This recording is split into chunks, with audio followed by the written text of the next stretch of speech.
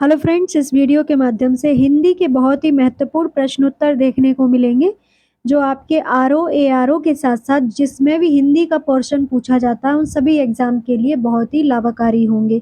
पूरा वीडियो देखिए और चैनल को सब्सक्राइब भी कर लीजिएगा। प्रथम प्रश्न है, आचार का विलोम शब्द है।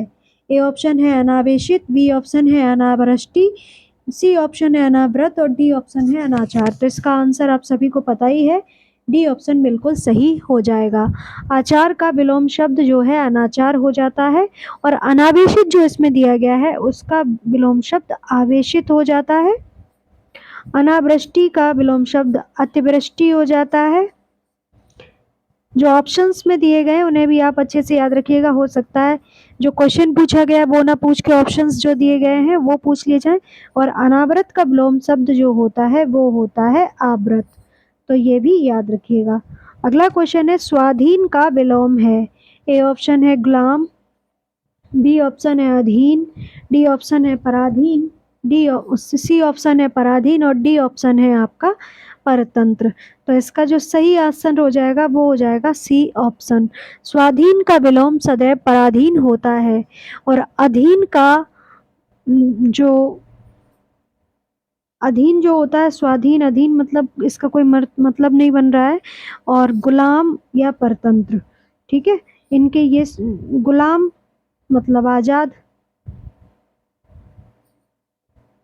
ठीक है। अगला क्वेश्चन है, विपरीत अर्थ का बोध कराने वाले शब्द को कहते हैं। ए ऑप्शन है पर्यायवाची शब्द, बी ऑप्शन है विलोम शब्द, सी ऑप्शन है समानार्थक शब्द, डी ऑप्शन है एकार्थक शब्द। बहुत ही इजी है ये क्वेश्चन, तो आप सभी लोग बता देंगे। इसको विलोम शब्द कहते हैं। विपरीत अर्थ का बोध कराने वाले को सदैव विलोम शब्द कहते हैं और जो परस्पर पर्याय वाले शब्द होते हैं उन्हें पर्यायवाची कहते हैं और जो समान अर्थ रखते हैं उन्हें समानार्थी कहते हैं और जिस शब्द में एक ही अर्थ की अनुभूति हो उसे एकार्थक कहते हैं। तो ये सभी चीजें आपको याद रखनी है। अगला क्वेश्चन है, उन्मूलन का विलोम क्या है। ए ऑप्शन है उत्थान, बी ऑप्शन है उत्कर्ष, सी ऑप्शन है रोपण, डी ऑप्शन है अवनति। तो उन्मूलन का विलोम शब्द रोपण होता है। ओके, उत्थान का विलोम शब्द अगर पूछ लिया जाए तो वो होता है पतन। उत्कर्ष का होता है अपकर्ष और अवनति का विलोम शब्द होता है उन्नति। तो ये भी याद रखिएगा। अगला क्वेश्चन है, निषिद्ध शब्द का विलोम शब्द है। ए ऑप्शन है विहिप, बी ऑप्शन है संदिग्ध, सी ऑप्शन है अनुपयोगी, डी ऑप्शन है प्रतिबंधक। तो निषिद्ध का विलोम सदैव विहित होता है, विहित, ठीक है। इसी तरह संदिग्ध का विलोम असंदिग्ध होता है और अनुपयोगी का विलोम शब्द उपयोगी होता है और प्रतिबंधित का विलोम शब्द स्वीकृत होता है। तो ये याद रखिएगा। ओके, अगला क्वेश्चन है, नैसर्गिक का विलोम शब्द क्या होता है। तो ए ऑप्शन है सात्विक, बी ऑप्शन है कपिलता, सी ऑप्शन है कृत्रिम, डी ऑप्शन है जटिल। तो सी ऑप्शन इसका सही हो जाएगा। नैसर्गिक का विलोम शब्द सदैव कृत्रिम होता है और सात्विक का विलोम शब्द तामसिक होता है। जटिल का विलोम शब्द सरल होता है। तो ये याद रखिएगा। और कपिलता ऐसा कोई शब्द नहीं होता। अगला क्वेश्चन है, अल्पज्ञ का विलोम शब्द है। ए ऑप्शन है अपज्ञ, बी ऑप्शन है कृतज्ञ, सी ऑप्शन है बहुज्ञ और डी ऑप्शन है अभिज्ञ। तो इसका जो सही आंसर हो जाएगा वो हो जाएगा आपका बहुज्ञ। अल्पज्ञ मतलब थोड़ा, बहुज्ञ मतलब ज्यादा। तो कृतज्ञ इसमें दिया है बी ऑप्शन में, तो इसका होता है कृतज्ञ। ओके, और जो कृतज्ञ का मतलब होता है जो उपकार नहीं मानता, कृतज्ञ जो होता है जो उपकार मानता है, ठीक है। और अभिज्ञ का मतलब ज्ञाता और अनभिज्ञ का मतलब जैसे ज्ञात नहीं है। तो इसका अभिज्ञ का होता है अनभिज्ञ। अगर आपने वीडियो का री एग्जाम दिया है तो ये उसमें पूछा गया था।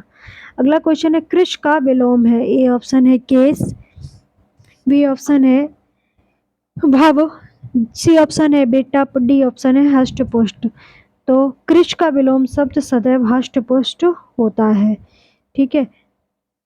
अगला क्वेश्चन है, उदय शब्द का विलोम शब्द छांटिए। तो उदय का मतलब ए ऑप्शन है लाल, बी ऑप्शन है भाषित, सी ऑप्शन है बलिष्ठ, डी ऑप्शन है अस्त। तो आप सभी लोग समझ गए होंगे इसका आंसर क्या होगा। तो डी ऑप्शन इसका बिल्कुल सही आंसर हो जाएगा। अगला क्वेश्चन है अनिवार्य का विपरीतार्थक शब्द पूछा है। तो ए ऑप्शन है निवारणीय, बी ऑप्शन है ऐच्छिक, सी ऑप्शन है अनावश्यक, डी ऑप्शन है आवश्यक। तो अनिवार्य का जो विपरीतार्थक होगा वो सदैव ऐच्छिक होता है।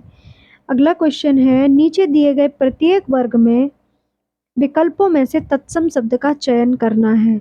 देखिए जो ये प्रैक्टिस सेट रहता है वो आरओ के सिलेबस से मैच करता हुआ रहता है, क्योंकि आरओ में पूरी हिंदी नहीं पूछी जाती है, कुछ सिलेक्टिव टॉपिक होते हैं जहाँ से हिंदी पूछी जाती है। तत्सम, तद्भव, विलोम शब्द, पर्यायवाची शब्द, अनेकार्थक शब्द, समानार्थी शब्द और एकाध अलंकार पूछ लिया जाता है। ज़्यादा कुछ हिंदी में कुल मिला के 6 टॉपिक पूछे जाते हैं, तो उन्हीं से ये क्वेश्चन बनते हैं। तो इसलिए आरओ के लिए बहुत ही रिलेवेंट पीडीएफ रहता है, तो ज़रूर से वीडियो देखा कीजिए। ए ऑप्शन है सांप, बी ऑप्शन है यहाँ, सी ऑप्शन है मौसी और डी ऑप्शन है मुष्टि। तो तत्सम शब्द का चयन करना है। ठीक है, तो तत्सम शब्द आप सभी लोग जानते ही हैं क्या होते हैं। जैसे संस्कृत में शब्द हैं वैसे ही शब्दों का हम दैनिक जीवन में प्रयोग कर रहे हैं, तो वे तत्सम शब्द कहलाते हैं। तो ये इसका जो सही आंसर हो जाएगा वो डी ऑप्शन हो जाएगा, मुष्टि। ठीक है, तो मुष्टि का मतलब होता है मुट्ठी। अगर तद्भव इसका देख लिया जाए तो वो होता है मुट्ठी। सांप का तद्भव हो तो तत्सम होता है सर्प, और अत्र मतलब होता है यहाँ, अत्र मतलब यहाँ, और मौसी को कहते हैं मात्र स्वसा। तो ये भी याद रखिएगा, एक बार लिख के देख लीजिएगा मौसी को कैसे लिखा जाता है, मात्र स्वसा, इस तरह से आप लिखेंगे। अगला क्वेश्चन है रत्ती, रखना, रश्मि, रास में से तत्सम शब्द का चयन करना है। तो इस प्रश्न में जो रत्ती है, रश्मि है, ये आपका सही आंसर हो जाएगा। रत्ती का मतलब होता है रिक्तिका। ठीक है, इस तरह से आप लिख सकते हैं रिक्तिका, रक्ति। और रखना का मतलब होता है रक्षण, और रास मतलब राशि, और रश्मि का मतलब होता है रस्सी। ठीक है, अगला क्वेश्चन है शक्कर, बिछो, लोचन, लौंग, इन चारों शब्दों में से तत्सम शब्द आपको चयन करना है। तो लोचन जो होता है वो तत्सम शब्द है। आप लोग जानते होंगे लोचन किसे कहते हैं, तो नयन को कहते हैं, नयन लोचन होता है। ठीक है, मतलब कि आँख जो होती है तो वो होता है लोचन। तो इसमें जो सही आंसर हो जाएगा वो हो जाएगा सी ऑप्शन। अगर शक्कर की बात करें तो इसे कहते हैं शर्करा तत्सम शब्द में। विछोह को कहते हैं विछोव, विछोव, और लौंग को कहते हैं लवंग। ठीक है, तो ये आपको याद रखना। और लोचन को कहते हैं लोयन। अगला क्वेश्चन है हस्तनी, नैन, बच्चा, बहेरा, इन सब में से आपको तत्सम शब्द बताना है। तो नैन जो होता है वो होता है तत्सम शब्द, जिसको कहते हैं नयन। ठीक है, बच्चा होता है वत्स। ठीक है, बहिर मतलब होता है बधिर, बहेरा मतलब बधिर, और हस्तिनी मतलब हाथी। अगला क्वेश्चन है अमेय, आम्रचूर्ण, अनाड़ी, अनूठा, इनमें से आपको तत्सम शब्द का चयन करना है। तो आप सभी को पता है अमेय जो होता है अमृत होता है। ये क्या होता है, अमृत होता है। अनाड़ी मतलब इसको तत्सम में कहते हैं अनार्य। और उसके बाद आम्रचूड़ को आप सभी लोग जानते हैं अमचूर कहते हैं तद्भव शब्द में। और इसमें जो दिया गया है अनूठा, तो उसका जो तत्सम रूप होता है वो होता है अनुत्व। तो ये याद रखिएगा। अगला क्वेश्चन है अगहन, अक्षवाट, अपाहिज, अपना में से तत्सम शब्द का चयन कीजिए। तो इसमें जो बी ऑप्शन है वो बिल्कुल सही हो जाएगा। अक्षवाट जो है तत्सम शब्द है। अब इसमें अगहन दिया है तो ये होता है अग्रहायण, और अपाहिज को कहते हैं अपादहस्त, और अपना को कहते हैं आत्मन, और अक्षवाट का मतलब होता है अखाड़ा। तो ये याद रखिएगा। अगला क्वेश्चन है उड़, उठना, उज्ज्वल, उगना में से तत्सम शब्द कौन सा रहेगा? तो इसका सी ऑप्शन सही हो जाएगा। उज्ज्वल जो है ये तत्सम शब्द है। अब इसमें जो उड़ दिया है तो वो होता है उड, और उठ होता है उत्तिष्ठ। इस तरह से लिखेंगे इसको, उत्तिष्ठ। जो उठ दिया गया है उठना, इसको मतलब होता है उत्तिष्ठ। उगना मतलब उद्गत, इस तरह से लिखेंगे उद्गत। तो ये सारी चीजें याद रखिएगा। और उज्जवल का मतलब होता है उजाला। तो ये आपके तत्सम शब्द हो गए। अब इसके बाद आपको क्या करना है, तद्भव शब्दों का चयन करना है। 4 शब्द दिए गए हैं, उनमें से तद्भव शब्द का चयन करना है। तो अब मैं वीडियो रोक रही हूँ, आप क्या करें, पहले ऑप्शन पढ़ें। चलो मैं पढ़ देती हूँ, आपको कमेंट सेक्शन में आंसर देना है। अंगूठा, अंत्र, अंध, एकल, इसमें से जो सही आंसर होगा वो आपको देना है।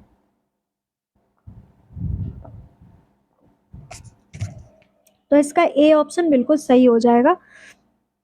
अंगूठा जो होता है वो सदैव क्या कहलाता है, अंगुष्ठ कहलाता है। अगर तत्सम इसका पूछ लिया जाए तो उसे कहते हैं अंगुष्ठ। और इसका तद्भव क्या होता है, अंगूठा होता है। अब इसमें अंत्र दिया है तो ये होती है आंत। अत्र होता है तत्सम शब्द और आंत होती है तद्भव शब्द। अंध मतलब तत्सम और अंधा मतलब तद्भव। एकल मतलब तत्सम और अकेला मतलब तत्सम। ठीक है। अगला प्रश्न है अटारी, अग्रहायन, अछोट और आकड़न। तो इसमें से जो सही आंसर होगा वो क्या होगा? तो इसका ए ऑप्शन बिल्कुल सही हो जाएगा। अग्रहायन अगहन का, और अक्षोट जो होता है वो होता है अखरोट। तो ये भी याद रखिएगा। और आकड़न जो होता है मतलब अकड़ना। अक्षोट अच्छे से याद रखिएगा, अखरोट होता है। और अंगूठा का आपको बता ही दिया, अंगुष्ठ होता है। और अटारी जो है उसे अट्टालिका कहा जाता है तत्सम शब्द में। अगला क्वेश्चन है आत्मन, अंगूठा, अंगरक्षक, अकार्य। तो इसका जो सही आंसर होगा वो हो जाएगा आपका बी ऑप्शन। अभी आपको बताया अनूठा जो होता है वो क्या होता है, अच्छा अनूठा दिया गया, मैं समझ रही थी अंगूठा। अनूठा जो होता है इसको कहते हैं अनुत्थ, अनुत्थ। ठीक है। और इसमें आत्मन दिया गया है तो आत्मन मतलब अपना होता है। इसका तद्भव शब्द अगर पूछ लिया जाए तो ये अपना होता है। अंगरक्षक मतलब अंगरखा, अकार्य मतलब अकाज, और अनूठा मतलब अनुत्थ। अगला क्वेश्चन है अंतज्य शब्द का सही अर्थ है। तो जो अंतज्य लिखा हुआ है इसका शब्द आपको बताना है। जो जन्म से अपंग हो, बी ऑप्शन है जो जन्म के उपरांत त्याग दिया गया हो, सी ऑप्शन है जो जन्म निम्न वर्ग में हुआ हो, जो जन्म से कुरूप हो। तो इसका जो सही आंसर हो जाएगा वो हो जाएगा सी ऑप्शन। जिसका जन्म निम्न वर्ग में हुआ हो, अछूत हो, तो वो कहलाता है अंत्यज। अगला क्वेश्चन है बहुज्ञ का सही अर्थ है। ए ऑप्शन है जो बहुत जानकार हो, बी ऑप्शन है जानने की इच्छा रखने वाला हो, सी ऑप्शन है अध्ययनशील हो, डी ऑप्शन है जो कम जानता हो। तो इसका जो सही आंसर हो जाएगा वो हो जाएगा ए ऑप्शन। ये हमने अभी लोम शब्द के दौरान बताया भी था। जो बहुत जानकार हो उसे कहते हैं बहुज्ञ। अगला क्वेश्चन है जिसे किसी से लगाव ना हो, इसके लिए क्या होगा? ए ऑप्शन है नश्वर, बी ऑप्शन है लिप्सु, सी ऑप्शन है निर्लिप्त, डी ऑप्शन है अलगाववादी। तो इसका जो सी ऑप्शन है वो बिल्कुल सही हो जाएगा। जिसे किसी से लगाव ना हो इसका मतलब होता है निर्लिप्त। अगला क्वेश्चन है जो कुछ जानने की इच्छा रखता हो उसे क्या कहेंगे? ए ऑप्शन है जिज्ञासु, बी ऑप्शन है जननी, सी ऑप्शन है जानकी, डी ऑप्शन है नीतिज्ञ। तो इसका ए ऑप्शन बिल्कुल सही हो जाएगा। जो जानने की इच्छा रखता है उसे कहते हैं जिज्ञासु। अगला क्वेश्चन है जो बात लोगों से सुनी गई हो उसे क्या कहते हैं? ए ऑप्शन है अश्रुति, बी ऑप्शन है सर्वप्रिय, सी ऑप्शन है लोकोक्ति, और डी ऑप्शन है किंवदंती। तो जो बातों से, जो लोगों से बात सुनी जाती है उसे कहते हैं किंवदंती। अगला क्वेश्चन है सबके समान अधिकार पर विश्वास। ए ऑप्शन है अधिकारी, बी ऑप्शन है समाजवाद, सी ऑप्शन है प्रगतिवाद, डी ऑप्शन है अधिकारवाद। तो इसका जो सही आंसर हो जाएगा वो हो जाएगा बी ऑप्शन, समाजवाद। सबके समानाधिकार पर विश्वास समाजवाद की अवधारणा कहलाती है। अगला क्वेश्चन है, रजोगुण वाला क्या होता है? तो तामसिक होता है, राजसिक होता है, पाचक होता है या अधिकारवाद होता है? तो इसका जो सही आंसर होगा, रजोगुण रखने वाला व्यक्ति राजसिक कहलाता है। अगला क्वेश्चन है, जिसकी आशा न की गई हो, इस पे लिखिएगा इम्पोर्टेंट। ये पिछली बार R O A R O का एग्जाम हुआ था 2021 में, तो उसमें ये पूछा भी गया था। तो जिसकी आशा न की गई हो उसे कहा जाता है अप्रत्याशित। तो ये अच्छे से याद रखिएगा। अगला क्वेश्चन है, पेट की आग के लिए उचित शब्द क्या रहेगा? ए ऑप्शन है दावाग्नि, बी ऑप्शन है बड़बाग्नि, सी ऑप्शन है जठराग्नि, डी ऑप्शन है मंदाकिनी। तो जठर मतलब होता है पेट, और इसमें जो अग्नि लगती है उसे बोलते हैं जठराग्नि। ठीक है, अब इसमें जो और ऑप्शन दिए गए हैं, तो पेट की अग्नि को तो जठराग्नि कहते हैं, जबकि जंगल की आग को कहते हैं दावाग्नि। ठीक है, क्योंकि जंगल को दावा नल भी कहा जाता है। तो दावाग्नि किसे कहते हैं? जंगल की आग को कहते हैं, और समुद्र की आग को कहते हैं बड़ावग्नि। तो ये याद रखिएगा। अगला क्वेश्चन है, युयुत्स का अर्थ है? ए ऑप्शन है दूसरों को हंसाने वाला, सी बी ऑप्शन है युद्ध का इच्छुक,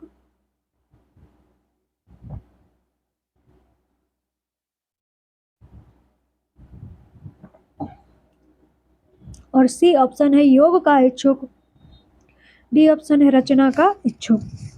तो इसका जो सही आंसर हो जाएगा वो हो जाएगा युद्ध का इच्छुक। युयुत्स का अर्थ होता है युद्ध का इच्छुक। अगला प्रश्न है, निम्नलिखित वाक्यों में से एक वाक्य शुद्ध है? तो शुद्ध वाक्य आपको चयन करना है। ए ऑप्शन है पेड़ की पत्ता गिरी, तो पढ़ने में ही सही नहीं लग रहा। बी ऑप्शन है पेड़ में से पत्ता गिरा, ये भी ठीक नहीं लग रहा।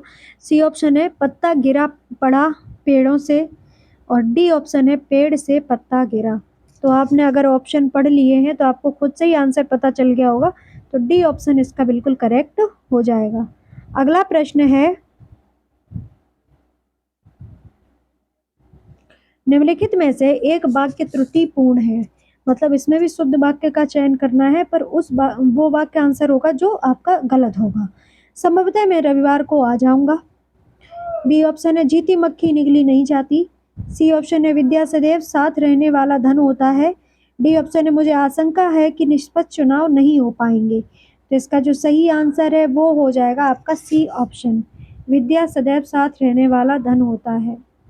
वाक्य त्रुटिपूर्ण है, जबकि इसका शुद्ध रूप अगर पूछ लिया जाए तो वो होगा विद्या सदैव साथ रहने वाला धन होता है। अगला प्रश्न है, निम्नलिखित में एक वाक्य शुद्ध नहीं है? ए ऑप्शन है इसने केवल मुझे नियंत्रित किया, बी ऑप्शन है सभी को देश की संस्कृति का सम्मान करना चाहिए, सी ऑप्शन है आपने उसे टका सा जवाब दिया, डी ऑप्शन है शिष्य गुरुजी के पैर में गिर पड़े। तो इसका जो सही आंसर हो जाएगा वो हो जाएगा डी ऑप्शन, शिष्य गुरुजी के पैर में गिर पड़े। ये शुद्ध वाक्य नहीं है, और बाकी जो 3 दिए गए हैं वे शुद्ध वाक्य हैं। अगला क्वेश्चन है, निम्नलिखित वाक्यों में से एक अशुद्ध वाक्य है? ए ऑप्शन है उसने अपने प्राण की बाजी लगा दी, बी ऑप्शन है राम सीता और लक्ष्मण वन को गए, सी ऑप्शन है उसकी आंखों से आंसू निकल पड़े, और डी ऑप्शन है आपकी महत्ता से सभी लोग परिचित हैं।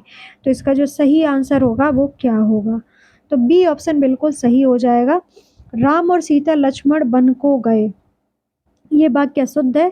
अगर इसके शुद्ध वाक्य की बात करें तो वो होगा राम सीता और लक्ष्मण बन गए। अगला क्वेश्चन है, निम्नलिखित में से एक वाक्य त्रुटिपूर्ण है? तो ये ऑप्शन है निरपराधी को सजा नहीं देनी चाहिए, वह सकुशल घर पहुंच गया, सी ऑप्शन है सीप मोती में पलता है, मोती सीप में पलता है, डी ऑप्शन है व्यापारी ने 5 कुंतल कोयला खरीदा। तो इसका जो सही आंसर हो जाएगा वह हो जाएगा ए ऑप्शन, निरपराधी को सजा नहीं देनी चाहिए। ये वाक्य त्रुटिपूर्ण है, इसका शुद्ध रूप अगर पूछ लिया जाए तो वो हो जाएगा निरपराध को सजा नहीं देनी चाहिए, निरपराधी नहीं कहेंगे, निरपराध कहेंगे। अगला क्वेश्चन है, निम्नलिखित में शुद्ध वर्तनी वाला शब्द है? तो अब इसमें आपको शुद्ध वर्तनी वाला शब्द पूछा गया है, आशीर्वाद, आशीर्वाद, आशीर्वाद, आशीर्वाद। तो आप पढ़ते हैं तो आपको समझ में आ गया होगा, सी ऑप्शन बिल्कुल करेक्ट है। अगला क्वेश्चन है, एक ही शब्द की वर्तनी 4 तरह से लिखी गई है, सही शब्द का चयन करना है। तो इसमें आपको ऊपर लिखित के बारे में बताना है कि ऊपर लिखित कैसे लिखा जाता है। तो ऊपर लिखित जो है इस तरह से लिखा जाता है, अच्छे से याद रख लीजिएगा कि ऊपर लिखित कैसे लिखते हैं। ऊपर लिखित, ठीक है, छोटा ऊ, पा और छोटी की मात्रा इस तरह से लिखते हैं ऊपर लिखित, ठीक है। अगला क्वेश्चन है, एक शब्द वर्तनी अशुद्ध है, तो इसमें आपको बताना है कि कौन सा गलत लिखा गया है। तो इसका सी ऑप्शन बिल्कुल गलत लिखा गया है, कवियत्री नहीं लिखा जाता है और इसको लिखा जाता है कवयित्री।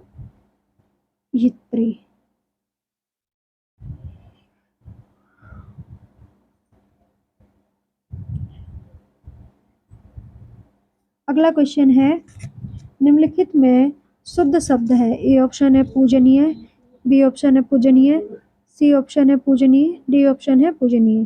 तो इसका जो सही आंसर है वो आप सभी को बता दें, ये होगा। और इसमें सबसे ज़्यादा गलतियां की जाती हैं क्योंकि ज़्यादातर लोग ए ऑप्शन को लगा देते हैं जो कि गलत हो जाता है। सी ऑप्शन बिल्कुल सही है, सदैव पूजनीय इस तरह से लिखा जाता है।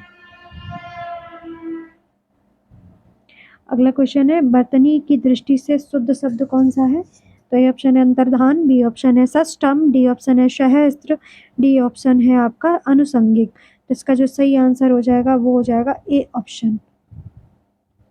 अंतर्धान जो है बिल्कुल सही लिखा गया है, जबकि षष्ठम जो है इस तरह से लिखा जाता है, हलंत लगता है इसमें षष्ठम में। सहस्त्र जो है इस तरह से लिखा जाता है,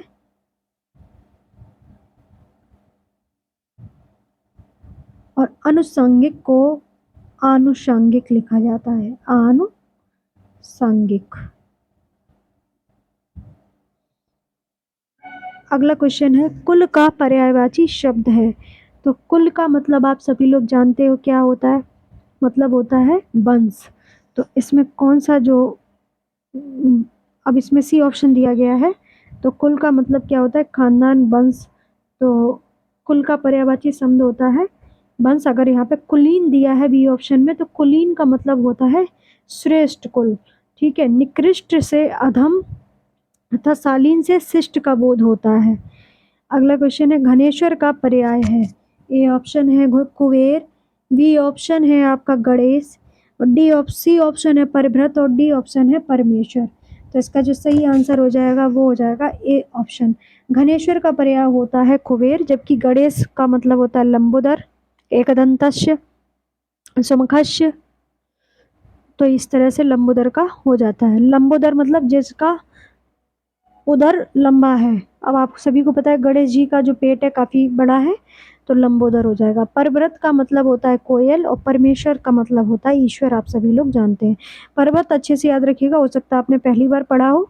तो पर्वत जो है कोयल का पर्याय होता है, कोयल आप सभी लोग जानते हैं पक्षी होती है। अगला क्वेश्चन है, कुसुमेश का पर्यायवाची शब्द है। ए ऑप्शन है कलकंठ, बी ऑप्शन है अंबर, सी ऑप्शन है कामदेव, डी ऑप्शन है ध्रुव। तो इसका जो सही आंसर हो जाएगा वो हो जाएगा सी ऑप्शन। तो कुसुमेश का मतलब होता है कामदेव, ठीक है। और इसमें कलकंठ जो है वो हो जाएगा आपका कोयल। तो अब कोयल के दो पर्यायवाची आपको मिल गए, परिभ्रत और कलकंठ और कोयल। तो 3 आपके पास पर्याय हो गए।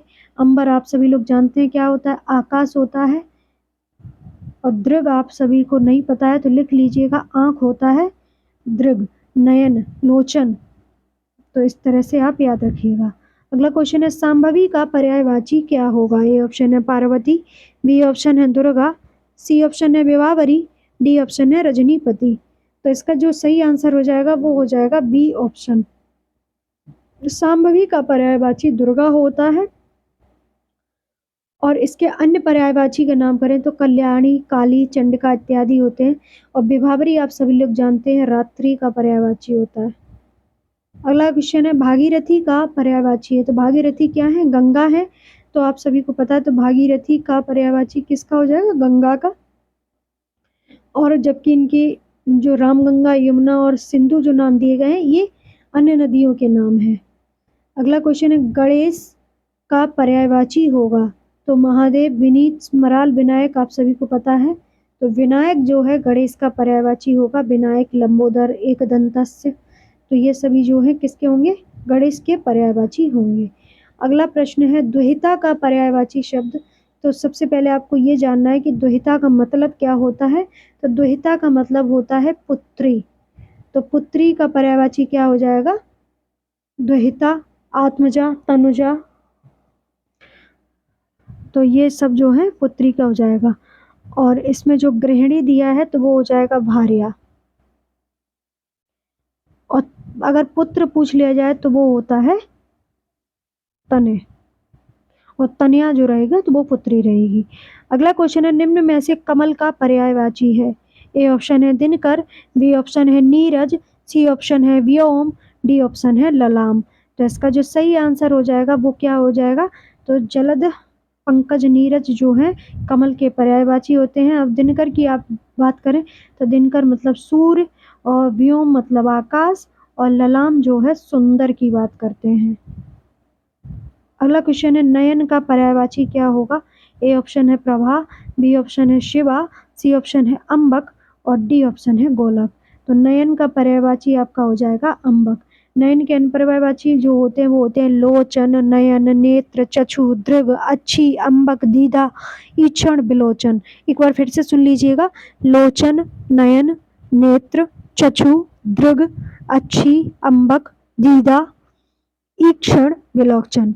ये सभी जो है नयन के पर्यायवाची होते हैं। अगला और आज का लास्ट प्रश्न है, खल का पर्यायवाची क्या होता है? ए ऑप्शन है खग, बी ऑप्शन है मयूर, सी ऑप्शन है तुहिन, डी ऑप्शन है दुष्ट। तो खल का पर्यायवाची सदैव दुष्ट होता है। खल का मतलब होता है राक्षस। जबकि मयूर की अगर बात करें तो मोर होता है, और खग मतलब होता है पक्षी, और तुहिन जिसको जो पर्यायवाची पूछ लिया जाए,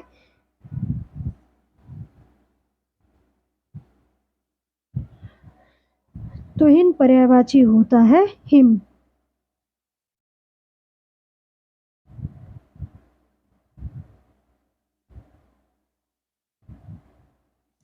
तुहिन जो पर्यायवाची होता है वो होता है हिम।